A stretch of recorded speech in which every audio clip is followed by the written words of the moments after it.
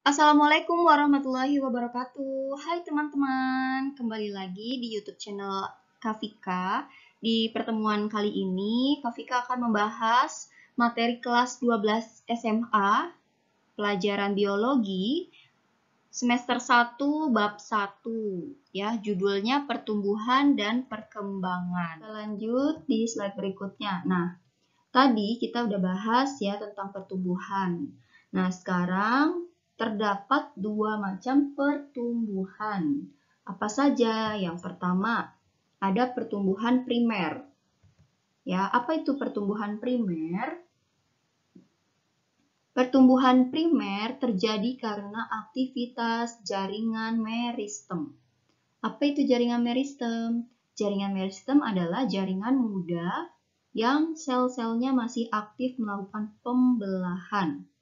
Jaringan ini banyak ditemukan pada embrio, ujung akar, serta ujung batang yang dijadikan sebagai titik-titik tumbuh ya. Ujung akar, ujung batang, pokoknya di ujung-ujung. Itu banyak sel-sel yang masih aktif membelah ya. Dia letaknya jaringan meristem ya di situ gitu. Kemudian yang kedua ada pertumbuhan sekunder. Pertumbuhan sekunder adalah pembentukan kambium yang terbentuk dari parenkim dan kolenkim. Nah, kalau misalkan kita masih ingat tentang macam-macam jaringan ya pada tumbuhan, nanti akan kita bahas sedikit. Adanya jaringan-jaringan seperti jaringan pengangkut, jaringan dasar ya, pokoknya ada kolenkim, sklerenkim, parenkim. Nah, itu bagian dari pertumbuhan sekunder ya. Awalnya kalau tanaman itu masih muda, ya masih melakukan pertumbuhan fokus pada pertumbuhan primer, itu belum ada tuh yang namanya jaringan-jaringan yang tadi ya, yang parenkim, kolenkim itu belum terbentuk ya, kambium itu belum terbentuk. Itu baru terbentuk kalau sudah masuk fase pertumbuhan sekunder. Nah, jika sel kambium membelah ke arah luar, akan membentuk sel floem. Dan jika sel kambium membelah ke arah dalam, akan membentuk xilem. Pasti teman-teman juga masih ingat ya, floem dan xilem itu termasuk ke dalam jaringan pengangkut ya. Floem itu mengangkut hasil fotosintesis ya berupa gula ke dari daun ditransfer ke seluruh tubuh tumbuhan. Kemudian kalau xilem itu untuk mengangkut nutrisi dari akar, mineral, garam, air ya dari akar dari tanah menuju ke daun.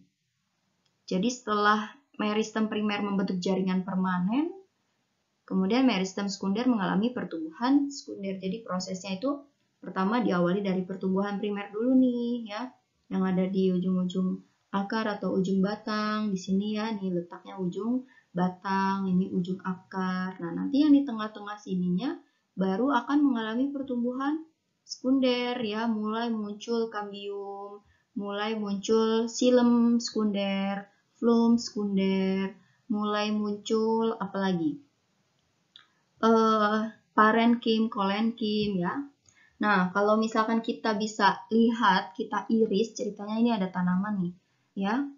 Kemudian kita iris bagian ujungnya melintang, terlihat seperti gambar ini. Ya, pertumbuhan primernya hanya tersusun dari apa? Lapisan terluarnya, jaringannya ini, jaringan luarnya ada epidermis. Kemudian di bawah epidermis ada korteks. Kemudian ada floem primer. Ya, ingat bahwa floem itu yang membentuk ke arah luar ya. Nih yang merah-merah nih yang di pinggir-pinggir luar ini itu floem, sedangkan yang warna biru di dalam itu xilem. Kemudian ada pit atau empulur di bagian tengahnya. Hanya seperti ini saja nih pertumbuhan primer ya, di ujung-ujung batang ataupun ujung akar. Sedangkan kalau kita lihat di bagian tengah batang ini, kalau kita iris melintang, akan memiliki struktur yang berbeda dari pertumbuhan primernya. Tersusun dari apa saja?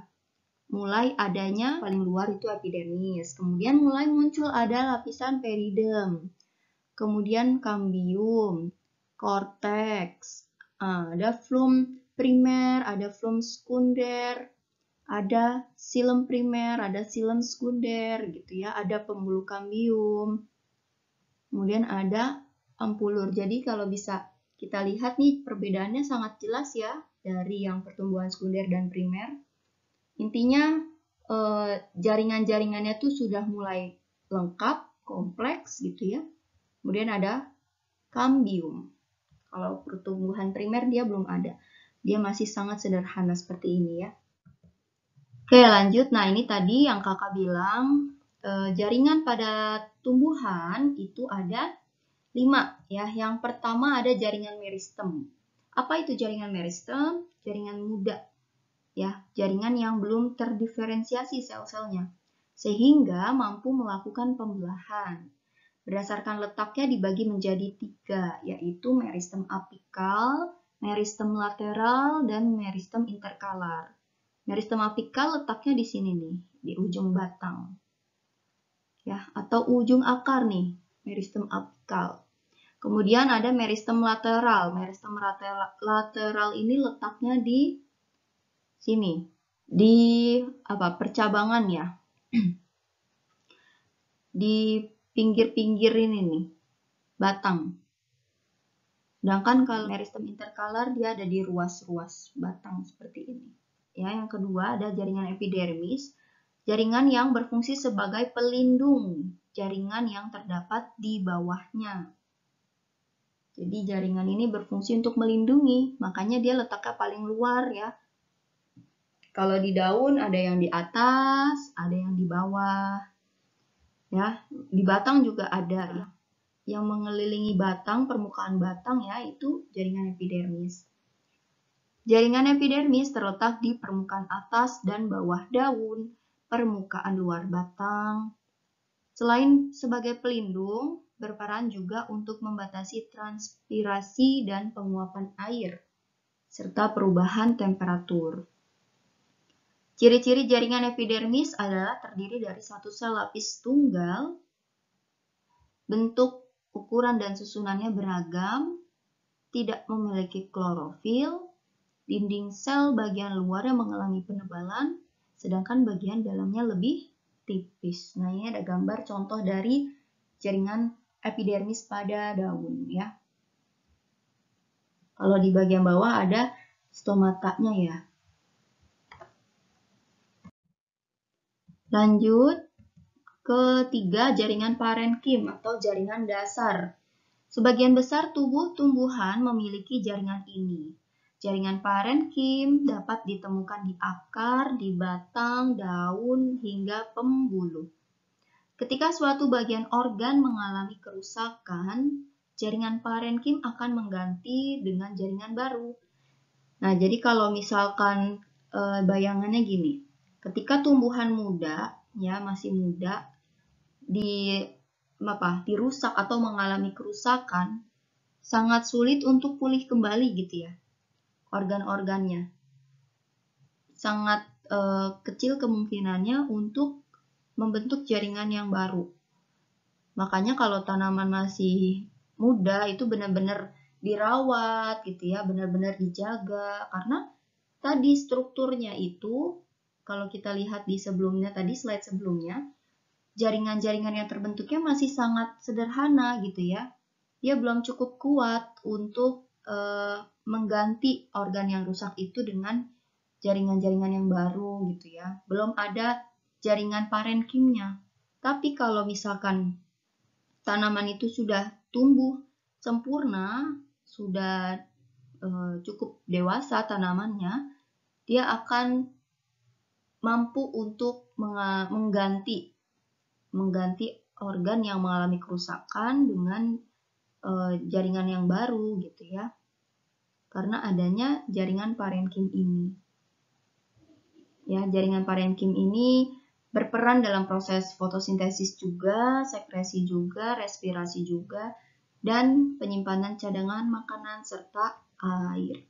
Nah, ini bentuk-bentuk dari jaringan parenkim. Ya, macam-macam. Ini parenkim palisade nih. Yang tadi yang ada di daun ya. Kemudian kita ke Yang keempat, jaringan penyokong. Jaringan penyokong terdiri dari jaringan kolenkim dan jaringan sklerenkim. Jaringan kolenkim adalah jaringan penguat atau penyokong pada tumbuhan. Sudut dinding selnya lebih tebal, tidak memiliki protoplasma dan dinding sekunder, tetapi dinding primernya mengalami penebalan. Kalau kita lihat pada gambar nih, jaringan kolenkim, ya, jaringan kolenkim, dia sudut dindingnya itu tebal nih, ya, dia lebih tebal. Kemudian kalau jaringan sklerenkim yang ini, sklerenkim adalah jaringan penyokong yang terdapat pada bagian tumbuhan yang sudah dewasa atau sudah tua. Jaringan sklerenkim dibagi menjadi dua, ada fiber dan juga ada yang sklerate ya. Ini sklerate.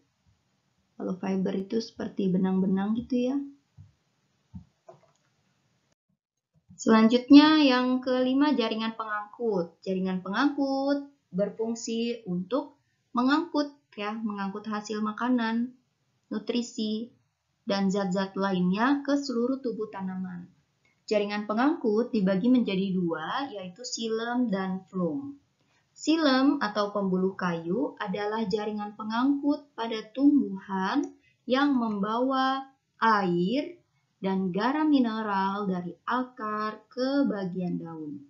Sedangkan phloem atau pembuluh tapis adalah jaringan pengangkut pada tumbuhan yang mengangkut hasil fotosintesis berupa karbohidrat atau glukosa ke seluruh bagian tumbuhan. Masih ingat ya proses dari fotosintesis pada tanaman? Dari molekul CO2, kemudian ditambah dengan berikatan dengan H2O, dengan bantuan cahaya matahari, terjadi di klorofil, menghasilkan C6H12O6 dan O2.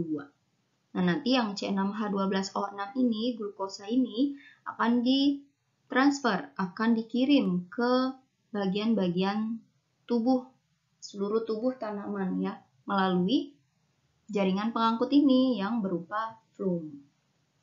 Nah, ini ada gambar irisan melintang dari tanaman dikotil dengan monokotil ya. Letak jaringan pengangkutnya pada tanaman dikotil tersusun dia, rapih ya, mengelilingi gitu ya, di pinggir-pinggir. Nah, yang keluar ya itu phloem, yang ke dalam itu xilem. Sedangkan kalau monokotil, dia tersebar seperti ini nih. Pembuluh angkut jaringan pengangkutnya tersebar seperti ini ya. Selanjutnya pertumbuhan sekunder yang kurang lebih tadi udah dibahas juga ya. Perbedaannya antara pertumbuhan primer dan pertumbuhan sekunder. Yang jelas pertumbuhan sekunder itu lebih ini ya. Strukturnya jaringannya itu lebih sempurna, lebih komplit, lebih terspesialisasi, lebih matang ya. Oke teman-teman, mungkin itu tadi yang bisa Kak Vika sampaikan. Mohon maaf kalau ada salah-salah kata dalam penyampaian. Kurang lebihnya mohon maaf ya. Sampai bertemu di materi berikutnya. Sampai jumpa, terima kasih yang sudah menonton, menyimak. Jangan lupa Kak Vika mohon bantuannya untuk like and subscribe. Dan kalau ada yang mau ditanya-tanya seputar materi ini, boleh ditanya di kolom komentar. Insya Allah nanti kalau Kak Vika bisa dan tahu, Kak Vika akan jawab ya. Assalamualaikum warahmatullahi wabarakatuh. Bye-bye.